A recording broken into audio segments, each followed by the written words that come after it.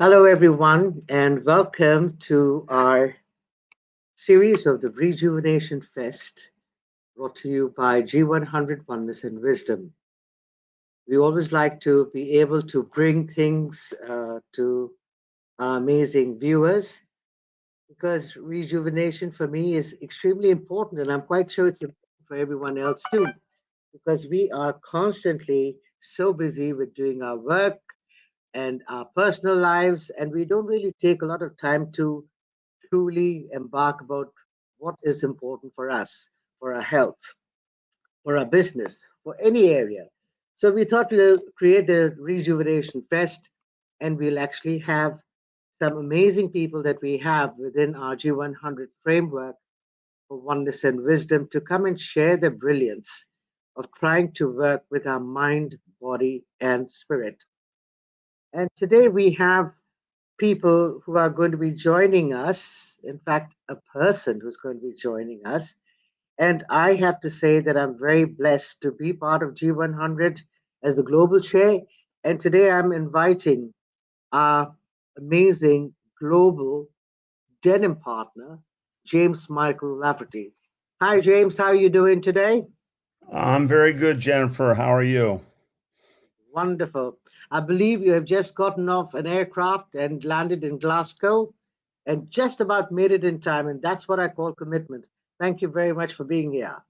No, no problem. My pleasure. Always an honor. Wonderful.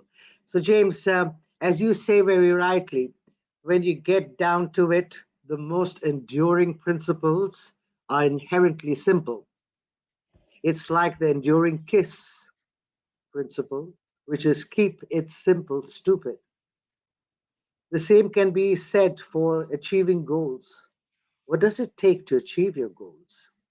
So today, James Michael Lafferty, is going to be talking to us about the three ups of success.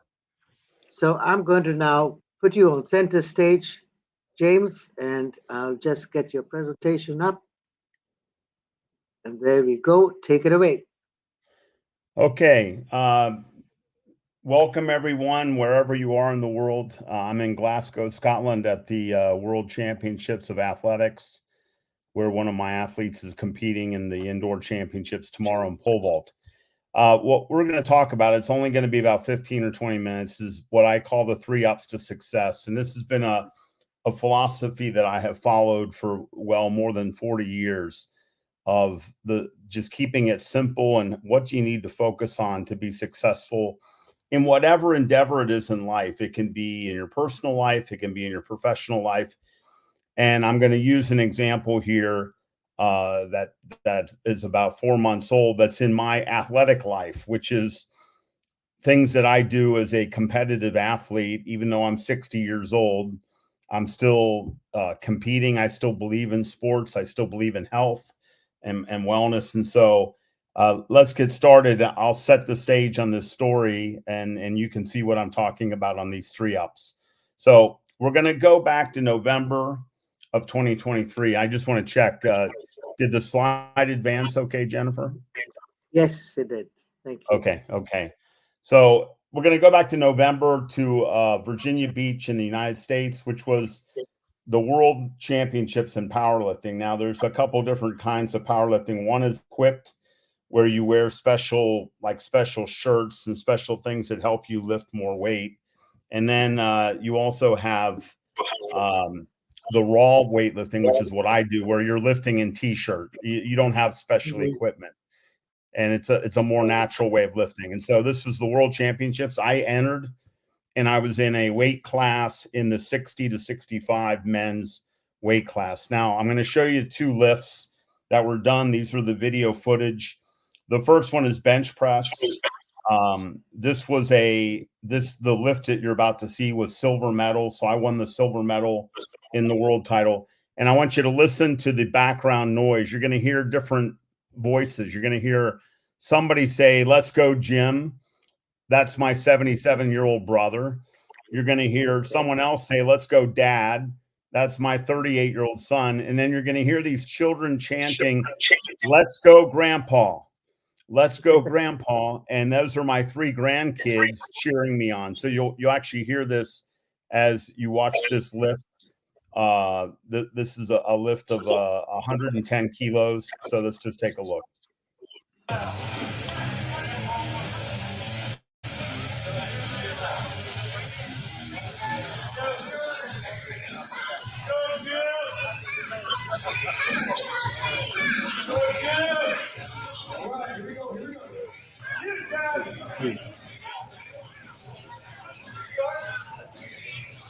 You can make it louder, James.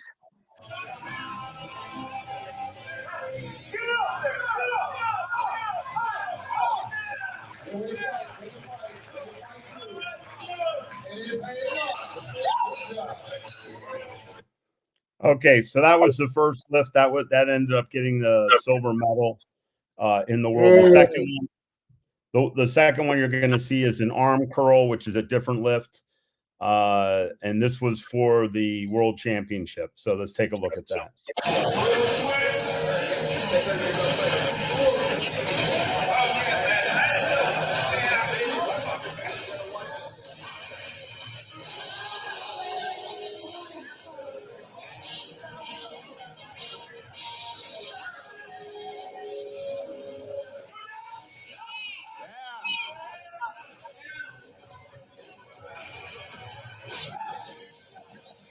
All right, 3 for 3. Good day for James. Woo! All right, we're going to 46 kilos. 46 kilos. And the outcome, 1 gold, 1 silver in the world championships. Now, let's go to this whole concept of the 3 ups and how does this come together? The first up that's important for me and for people that I coach and myself is you got to get up in the morning, and this is about early rising. There are many benefits to early rising that are proven scientifically. You get better sleep when you get up early. You have higher energy when you get up early. You have better skin when you get up early, and skin is the biggest organ in the human body. So it facilitates health when your skin is looking good and feeling good. You have lower rates of depression for people that get up early versus people that sleep in. And you certainly have improved time management by having more hours in the day of active time when you get up early and you get things done. You know, I do my workouts. People ask me, you're the CEO of this big company. How do you exercise? I say, I get up every day at 5 a.m. and I'm in the gym at 5:30. So you need to take advantage of getting up early and then you get things done. I don't miss workouts. I work out 5 to 7 days a week, no less than 5. Obviously 7 is maximum, but it's somewhere between 5 and 7, depending on my travel schedule. And if you get up early, you can get it done. Now that's number 1. I recommend always trying to get up early and get yourself going in the day. Number 2 is showing up. Now, this is where it gets interesting. I've had a number of people since I won the world championship say to me, I think I could beat you. And maybe they can, but so what? You got to show up. You can talk all day. Well, I think I'm the stronger than. You have to come to the competition. You got to pay the money. You got to go to the competition. So, you know, talk is cheap. You need to do things that make you uncomfortable. I tried to get so many people to compete with me. They were uncomfortable. I'd have never done it before. Comfort is the enemy. You need to put yourself in situations of discomfort and try new things. And every year I try to do something new. I've never entered the world championships in weightlifting until I was 60 years old. The first time I entered and I won was at 60 years old. And so this is about finding those new challenges every year and getting into the competition. And you just have to, you have to show up. I can't say enough about this. You have to take the new job. You have to take on the challenge. You have to try to sell that difficult customer. There are lots of people 60 years old who are stronger than me. But you know what? They didn't show up. So you have to show up to these things. And this is how life works. And so get yourself into the game. Whatever that game is that you want to be in, we have to get ourselves in the game. And so, yeah, I'm sure I'm not the strongest 60-year-old in the world, but I'm the only one that went to the competition and beat everybody else. So if you want to be successful, you got to show up to whatever it is in your life, whether it's a competition or a job or a new challenge or a new opportunity, you got to show up. And then the third element is never giving up. Now, what kind of happened is I won this thing because I'm the last man standing. Now, after I won, a few of my high school friends called me up and said, how could that be? In high school, you were strong, but you weren't even number 5. You were like number 10 in our high school in strength. You were top 10 in high school, in one high school in the world. Now you're the best in the world. Yeah, but what happened is when we were all 15 years old, everybody was lifting weights. When we were 25 years old, only half of us were lifting weights. When we were 35 years old, only 10% were left lifting weights. At 45, only 2% were left. At 55, less than 1%. And now I'm 60. I'm the last one. I never gave up. And so what happened is I couldn't have won anything in my 30s, but I win in my 60s because I never gave up. You got to stick with things, and you can win every obstacle in life by persistence and by never giving up. You know, we live in a world today that is bad. It's a world of the microwave mentality. We want everything done and we want it done now. And that's not how life works. It takes time and it takes effort and it takes persistence. If you look at this picture, this is the Grand Canyon, you know, one of nature's beauties. That canyon was built by the river going around it. The river wore it down over thousands and millions of years. Persistence made the beauty of the Grand Canyon. A river every day wore down the stone, day after day after day, century after century, millennium after millennium. And you know what? You have today the beautiful Grand Canyon. If you look at the business I work on, which is, you know, we have an institutional division called Find Solutions, where we sell our products to the big hotel chains and these other big businesses like McDonald's and like Starbucks. We just sold Marriott the other day all of our products for all of their hotels in the Middle East. Everybody says, what a great sale. But what they don't realize is this sale took 10 years. 10 years of effort to make the sale to Marriott. And that's what persistence is. If you have a customer, I see people all the time in sales, they make one sales call, the customer says no, and they go home. You got to fight. You got to come back. The only reason I won a world championship in weightlifting is I never gave up. I kept lifting every decade and I got stronger, and other people dropped out. I was the last one to win. It's about persistence. And so the bottom line is you got to get up, you got to show up, and you got to never give up. Those are the 3 ups. And if you do these things, you will inspire those around you. Now, the last thing I'll show you is a very short video. You heard the children screaming in the first video, go grandpa, go grandpa. That included my 10-year-old grandson, Joss. When he went back home to Seattle, he told his dad, I'm going to start lifting weights and I'm going to compete like grandpa does. He was so amazed that his grandpa won a world championship in weightlifting. And so here's a video a week after the competition of my grandson in training. You can count. Oh, little darling. Oh, adorable. 4, 5, 5. He never lifted before this, but now he wants to, and he's still training. And he and I are going to enter the worlds next year, and I'm going to compete with my grandson. He's going to be in the 10 to 12 age group, and I'm going to be in the 60 to 65. But you can inspire people. When you do the 3 ups, you inspire the world around you. So that's basically the 3 ups: get up, show up, and never give up. I'm happy to talk any questions or any comments that you may have. Thanks, James. I think inspirational for sure. And I love the way that you have never ever given up on anything that you wanted to pursue. You've actually achieved it.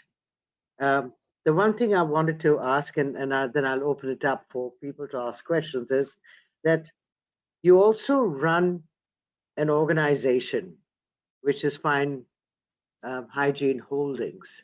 You manage how Right. many countries? How many countries are under your wing? 80. Okay. And you have time for family, and you have time for working out, and you have time for listening to people, and you have time for being the global denim partner for G100. My question to you is, and I'm quite sure many people want to ask this, is like, what drives you to be who you are? Well, yeah, I think I would start with you have to pick and choose your battles in life. And I'm a big believer in the theory of the five-fingered rules, which is you can only do five things in life well. So you put up your hand, you can see my hand here. There's only five fingers. That's all you can do. Now, if you look at research in sociology, the average person in the world today has 22 roles.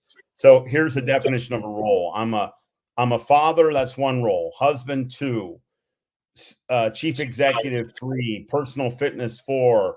Brother, five. Son, six. Uncle, seven. It goes on to 22. Now, it doesn't matter whether you have 22 or 28. You can only do Mm, five well. And I picked my five. So what are my five? Father is one, husband is two, CEO is three, because that pays the bills. mm, mm, Four mhm, is philanthropy. I want to help the world. So that's where coaching an athlete like I'm at here now, or G100, fits in. I'm trying to help mm, people. And so philanthropy is four. And number five is personal fitness. That's all I do. My parents are wonderful. passed away, so I'm not a son.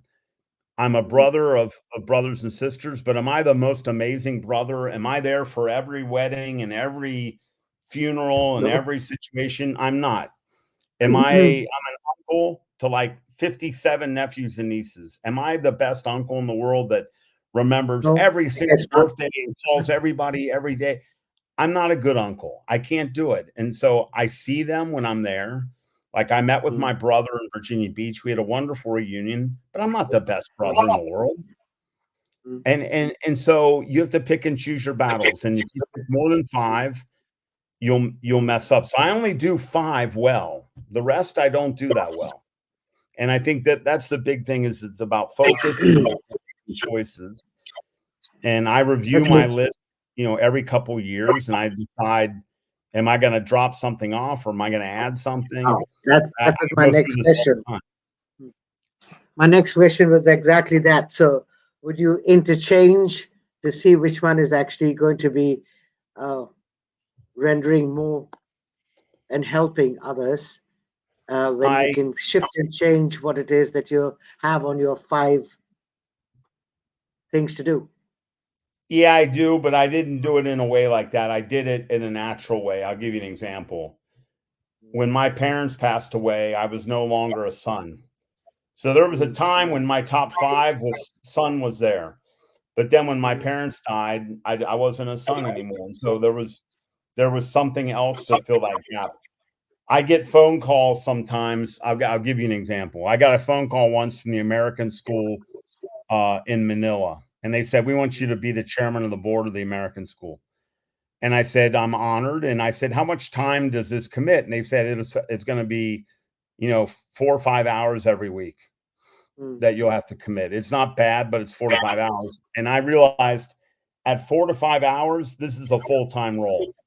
And so I went through my list and I said, "Am I prepared to be a worse father to my kids because of this job? No. Am I prepared to make my wife suffer because I'm going to do this? No. Am I prepared to have my job suffer because of this? No." Well, and at the end of the day, I called the school back and I said, "I'm thankful and honored that you offered me the chairman, but I have to say no. I don't think I can do a quality job." And they said, "We understand. I think you have to learn how to say no." So I do interchange, and mm, and Jennifer, and you're asking a good question, but I don't do it very often, and I do it after a lot of thought. Now, mm, sometimes life gets in the way and makes changes for you. Like when my parents died, that wasn't my choice. And I wish that didn't happen, but it did. So That's then right. my life changed and my priorities changed. But um, I only look at it very periodically and only when something new crops up. Brilliant. So I want to ask you another question, and then, ladies and gentlemen, if there's anyone out there who would like to ask James any questions about how he manages his day, his time, and how effective he is, and how brilliant he is, please feel free to ask the questions, and I'll pick them up and then put them on the screen. But in the meantime, James, what I wanted to check with you is what what part of the mind, the body, and the being or the spirit, you have to use all three, and that's why it's Rejuvenation Fest. You actually have to use all three. That actually helps you to be so coherent in bringing these things to us and to share things like this. So I'd like to actually check with you as to how did you how did you master your mind to be resilient and persistent? How did you master your body? Of course, you do the physical exercise, and the drive to be able to achieve what it is that you're achieving as part of all of this. If you'd like to give us a couple of examples, how did you go about doing that? The Um, mindset. The mind had to be into saying, okay, fine, you had to choose something. The body had to be resilient enough to go up and actually do it. The spirit is like, okay, let's do this. I want your take on it. How did you go about doing that? it's really an outstanding question, I have to say. I think this is my personal view. There's an old saying in English, which is a sound mind and a sound body. And I've always believed that, and I always lived by that. And so for me, it always started with the physical body. If you are in pain or if you don't feel good, it is very difficult to have your mind and your spirit sharp when you are hobbled by physical issues. And so my start point for anyone has always been, I think you got to take care of your body first. Now Hmm. that's a whole subject in itself, from exercise to nutrition to supplementation. But I've always followed the science on the body, and I don't think I'm 60. I think on my CV, you know what it says? It says I'm a 30-year-old with 30 years experience. That's what Good I on say on my, you. because I don't think I'm 60 at all, and I think I could beat most 30-year-olds. And so it's about taking care of your health first. When your body is strong and your body Mm. is feeling good, then the mind inside that body can function at a much higher level. And I think that the spiritual side that fits into that is basically the idea of discomfort. Now, most of us avoid discomfort and we don't like discomfort, but you have to learn to embrace it because this is when you grow. And when I was leaving my home country, 35 years ago in the U.S., I was offered an assignment in Morocco, and when I went and looked at the country with my wife, suddenly I got cold feet. I was scared, and I came back to my hometown in Cincinnati, and I was preparing to say no. I was going to turn down the job, and this old guy comes by my office and he admonishes me. I tell him I'm going to turn it down, and he said something to me I'll never forget. He said, "Jim, look at me. I'm 65 years old. Do you know what I regret in my life? I only regret the risks I didn't take. I don't regret anything I did. I only regret the things I didn't do." He said, "If you don't go and take this assignment in Morocco, you will resent yourself for the rest of your life." And it had such a profound impact on me that I took the assignment. I moved to Morocco, and that was 35 years ago, and I've never lived back in the United States since. And I spent multiple times, I cried myself to sleep at night because I was so unhappy and so scared of living in a different country with different languages and different cultures, but I overcame it. And I learned how to survive, and I learned how to be successful, and I became stronger and became more resilient. And that was the greatest advice that someone gave me, which is if you embrace discomfort as a concept in your life, which is I want to make myself uncomfortable today, Mm. you will improve your spirituality and your mental toughness at a whole nother level. So that has been my mantra. And so I do things. I move jobs. I learn languages. I try new things. I entered my first world championship of weightlifting at 60. 60. Good on A you. whole new sport. A whole new sport. You know, try stuff and put yourself out there. And so number one, start with your body. Take care of your health. Give your body the attention it needs, because if you're not feeling good, you will never have the mental resilience that you want, because the physical pain, the physical discomfort will overtake whatever mental strength you have. Now, I have a friend right True. now dying of cancer.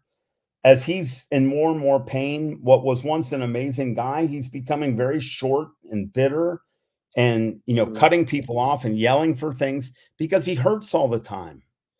And he was a CEO. He was a strong guy. So take care of your body as point one. Part two is put yourself into what is predefined discomfort. Take the challenges, take the risks, try new things, because as you overcome these challenges, you become stronger and your spirituality grows. Sure. And that for me has always worked, and I've seen it work with so many other people in my life. That's amazing. That's really cool. So, ladies and gentlemen, do you all have any questions for James? Feel free to ask the question. So, uh, we've got many people who have commented. We've got Natalie, who's in Hamburg right now, and she is showing up. But showing up and being present is the key, which is true.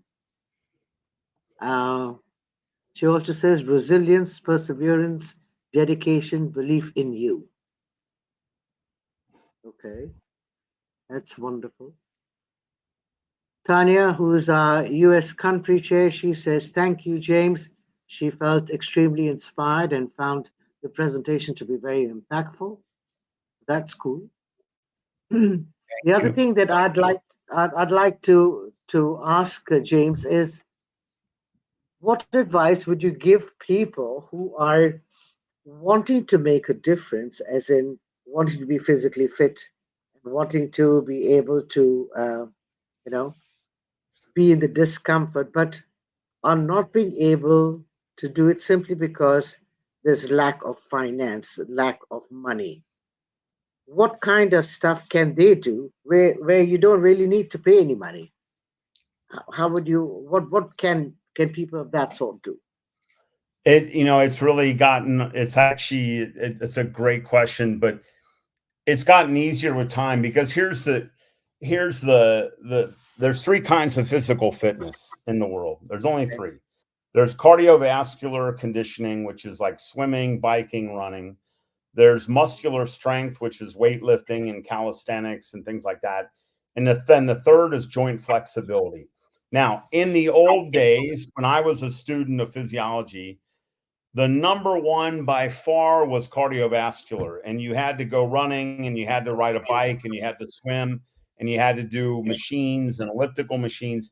And even my professor, at the time that I was taking these classes, I was running a gym, and it was very interesting to me. This is just observational data. The gym was full of old timers, both runners and weightlifters. The runners were very fit, but the Okay. 60-year-old runner looked 60, looked 65, looked 70. They looked their age. Now, they had very thin bodies and they had nice muscles in their legs, but the 65-year-old runner looked 65, looked 70. But the weightlifters were weird. And, I would go up to these old weightlifters and I would say, how old are you?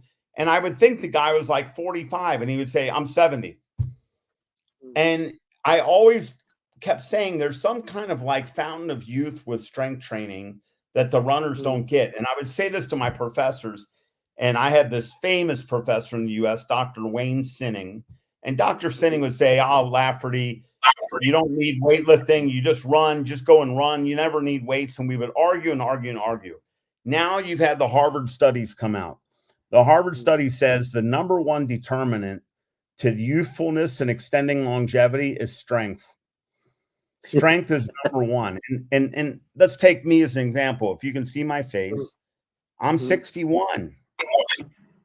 I'm 61. Okay. You know, now I'm not saying I look like a 30 or anything, but most people think I'm in my late 40s. I'm a good 10 to 15 years younger appearance wise than I am in true chronology. So that's, you know, that's kind of the, you know, the start point. Now, if you want to get stronger, you need nothing of money whatsoever. You need like a chair in your house. You can do push-ups and sit-ups. There's all these programs now that are available that are about how to do calisthenics at home without any equipment whatsoever. It's free. And so there's really no barrier to So building. no, I wanted to ask that question because many people would say, I don't have time or it's too expensive. And that's why I just wanted to throw that out to you. We have Eva from Angola, and she says, what advice can you give related to harmony, balanced life with your choices of the five rules when sometimes it's so demanding to have that harmony? The I can only give my Eva, I can only give my personal view. When one of my roles has always been philanthropy and giving back. And because I don't have any harmony if I'm not helping someone in the world. And I believe that the happiest people that I've ever known and the happiest people I observe are the people who give. And you get much more than you get back. And so this can be through I don't think it's giving through putting money in a basket. I'm not against it, and I think it's wonderful when people give money, but that's very distant. If you look at the charity work and the help work I'm doing, like even the helping women's empowerment worldwide with G100, it's not money, it's time, it's Exactly. effort. You know, I was in Riyadh, Saudi Arabia this week with a family from Gaza that I helped get out of Gaza like 2 months ago and save their lives.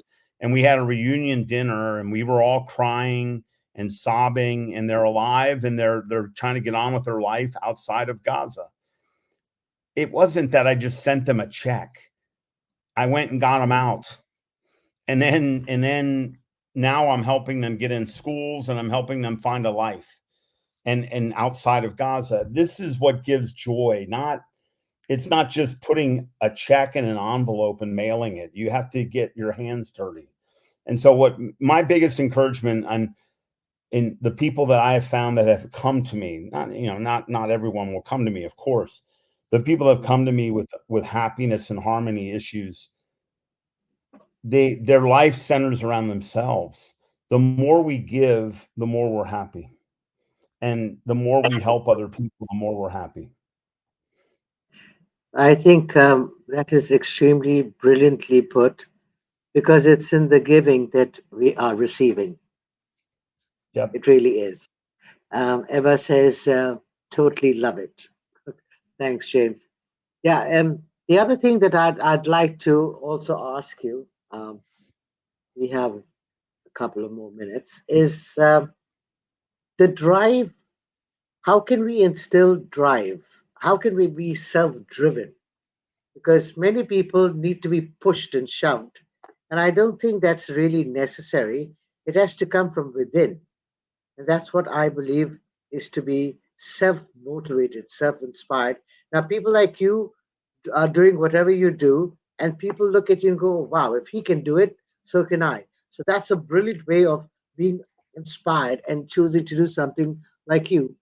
But what about the people who are sitting on the couches like couch potatoes and choosing not to do anything because they want to find some excuse? How can we actually inspire them to get up, to show up, and to never give up? Yeah, it's excellent. if I had the full answer, I'd probably be making, I'd be writing a book and publishing that book, and it'd be a bestseller. It's amazing you asked this question. I'll tell you why. I had a town hall with my organization yesterday, and one of my people stood up in the town hall who I heard later is not really a strong performer. And they kept saying to me, the company, my boss and the company need to motivate me more to, really want to, excel and all this. And I was flabbergasted. And I told her, I said, I have never let a bad boss get in the way of my performance, because my performance is about me, and it's about my reputation. It's about my thing. And I said, I've been able to coach people on so many things in my life. I can coach you how to lose weight. I can coach you how to run faster. I can coach you how to lift weights. I can coach you how to give a speech. I can coach you on how to write a memo. I can coach you on how to look at advertising. All this stuff I can coach. But the one thing I can't teach is desire. I don't know how to coach desire. It has to come from within. And I said, I'm sorry. I've had some of the most horrible bosses you can imagine in my life. My performance never went down a bit. These people that blame their boss, I think, are losers, because you have to reach beyond that. You have to endure the bad boss. You have to endure the tough class. You have to endure ups and downs in your marriage. I told them, if you think you get married and every day is bliss and every day is, oh, baby, I love you. Oh, I love you too, honey. Oh, you're my center of my life. Oh, yeah. It's not like that. There are days like that, and then there are days you're fighting. This is life, and you have to be able to get through it. And so I haven't found the magic potion of waking up and turning someone who had no desire into desire. What I have been able to do is I believe within each of us resides dreams and a vision of the future. And I've helped people visualize that vision and awaken that vision and wake themselves up and become more motivated. But turning someone that's just totally not motivated into motivated, I don't know how to do it. And I don't even know anyone who's ever done it. And I think the people that blame their bosses or their parents or their situation for lack of motivation, it's impossible with 8 billion people on the planet. We got 8 billion people superstars. Some people have to be the more unsuccessful of human nature and of the human race. I love your responses, that you cannot teach someone how to have a desire. It has to be it's an inside job, which is very true. We have Rebecca, who is coming in from the US. She is lately been appointed as one of our city chairs for the US. We have Sandy, and I think you know Sandy, who says Skeeter. Now, I wouldn't want to say what the full form of Skeeter is, but it's a swift kick in the you know where. Yeah. Wake people up, shake people up. I think is really, really important. Um, I like your approach, James, because you are to the point and there's no faffing around.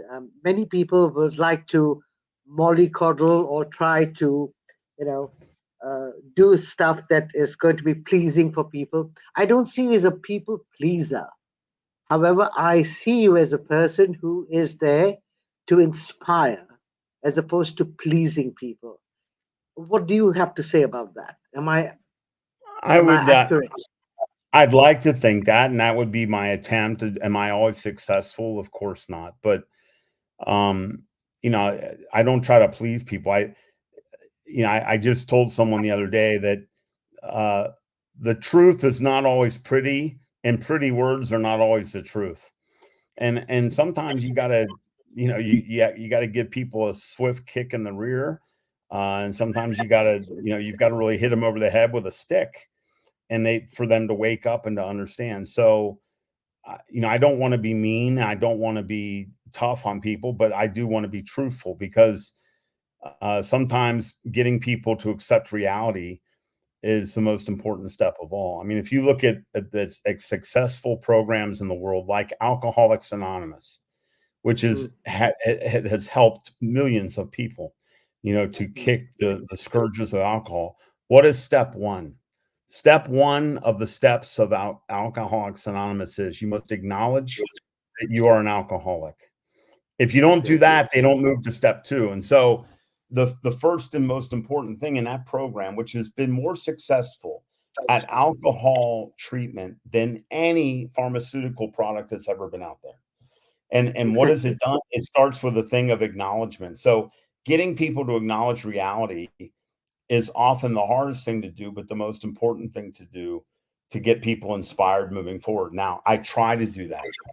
Have I been successful all the time? Absolutely not. When I was coaching inner city kids in the US in the early 80s, all those kids today are in their 50s. Many of them will say to me, you were the biggest influence on my life, and I'm now today a teacher or I'm a coach because of you.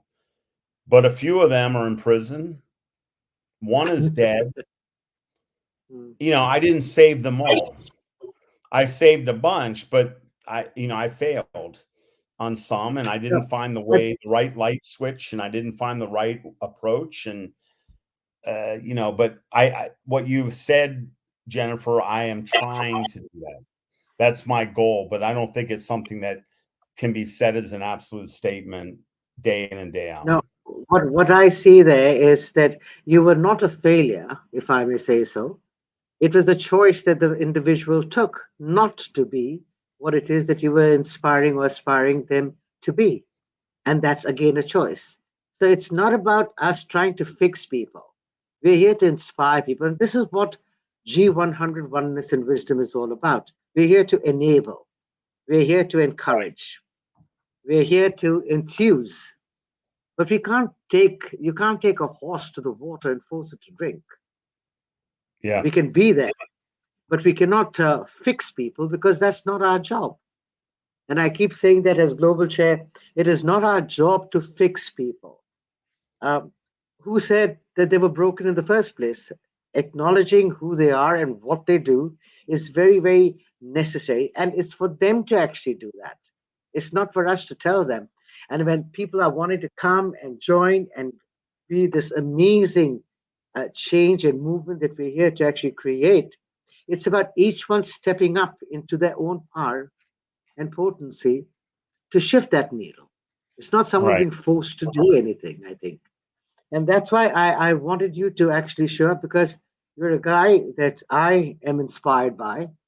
And you do so many different things. And I watch and I learn from you too. So thank you for being in our universe as our amazing denim global chair.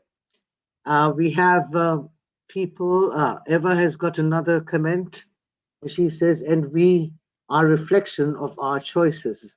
I decided to be here now, and it has been inspirational conversation. Thanks, Jennifer and James. And special Jennifer for being an amazing, inspirational global chair. Well, thank you, Eva. I think it's all of us that when we come together, we can create far greater.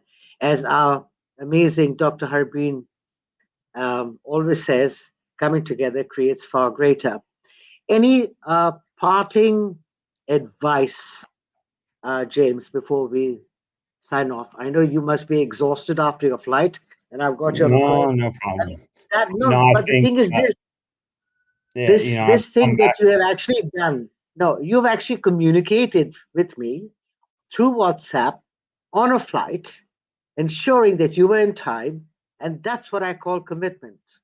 You just landed, you just came into your hotel room, and you're here. And that for me is like kudos, man. Kudos, really. Such an honor and a privilege. So tell us, give us a couple of pointers as to what is it that we can actually do to get up, to show up, and to actually never give up on ourselves.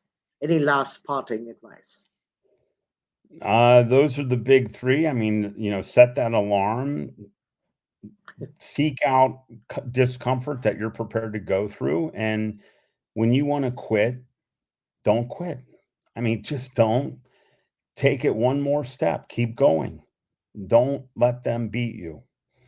And, persistence will win this every time. That's all I would say. Okay, cool. So, ladies and gentlemen, we were speaking to James Michael Lafferty, who I'm privileged to have as my G100 Oneness and Wisdom denim partner, global denim partner, a father, a husband, a grandfather, a CEO, and a world champion weightlifter. Isn't that awesome? All in one, inspiring all of us today. And a couple of things that he said that have actually really been amazing for me to learn, which is persistence always pays. You need to be uncomfortable and you need to have that discomfort for you to wake up, shake up, and actually show up. And the only person that can inspire you and to create a desire within you is you. So when you actually see people like James and see people like myself and other people, don't wait. Start to create a life that actually challenges you and helps you to do way more than what you thought was ever possible before. So thank you very much, James. Ladies and Thank gentlemen, you thank for you for having your me. time. And look forward to some more inspiration, hopefully next month. And James, thank you very much. Always a pleasure. And please relax now. I will Thank do you. so. Thank you all. Thanks, everyone. And let's keep in touch. Thank you. Yes, definitely. Thank you. Thank you, everybody. Good night. Bye-bye.